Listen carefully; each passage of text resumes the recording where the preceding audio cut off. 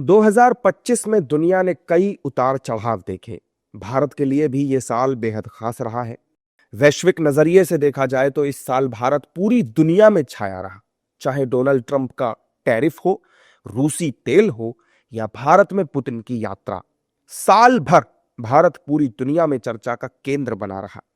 भारत ने 2025 में किन बड़े देशों के साथ समझौते किए, किन देशों के राष्ट्राध्यक्षों ने भारत की यात्रा की और इस दौरान क्या बड़े समझौते हुए, आइए आपको विस्तार से बताते हैं। भारत में जिन विदेशी मेहमानों का 2025 में स्वागत हुआ, उनमें Singapore, Indonesia, Qatar, Chile, Angola, Paraguay और रूस के राष्ट्राध्यक्ष शामिल हैं। सबसे पहले बात सिंगापुर की करते हैं। सिंगापुर के राष्ट्रपति थरमन शनमुगारत्नम ने 14 से 18 जनवरी के बीच भारत की यात्रा की थी।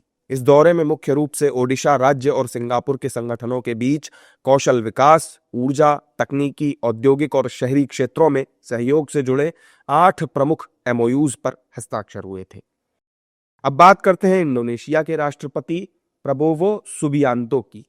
उन्होंने 23 से 26 जनवरी के बीच भारत का दौरा किया था। साथ ही वो 26 जनवरी पर गणतंत्र दिवस की परेड में बने मुख्य अतिथि भी थे।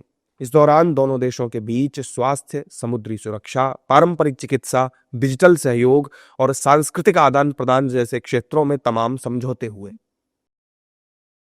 इसके अलावा कतर के अमीर तमीम बिन हमाद अल थानी ने भी 17 से 18 फरवरी के बीच भारत की यात्रा की थी। इस दौरान दोनों देशों के बीच रणनीतिक साझेदारी बढ़ाने और व्यापार, निवेश, ऊर्जा सहयोग पर समझौते हुए। चिली के राष्ट्रपति गैब्रियल बोरिक ने भी 1 से 5 अप्रैल के बीच भारत का दौरा किया। इस दौरे में भारत और चिली ने व्यापक आर्थिक साझेदारी वार्ता शुरू करने, अंटार्कटिका अनुसंधान सहयोग समेत कई समझौतों पर सहमति जताई।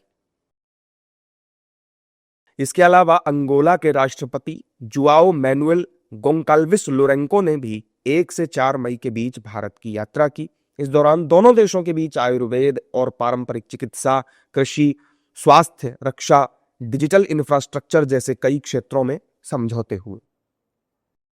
पैराग्वे के राष्ट्रपति सांटियागो पेना ने भी 2 से 4 जून के बीच भारत की यात्रा की थी। इस दौरान दोनों देशों के बीच द्विपक्षीय सहयोग को सशक्त करने और व्यापार, निवेश, टेक्नोलॉजी जैसे सेक्टर्स में सहयोग को बढ़ावा देने पर सहमति बनी।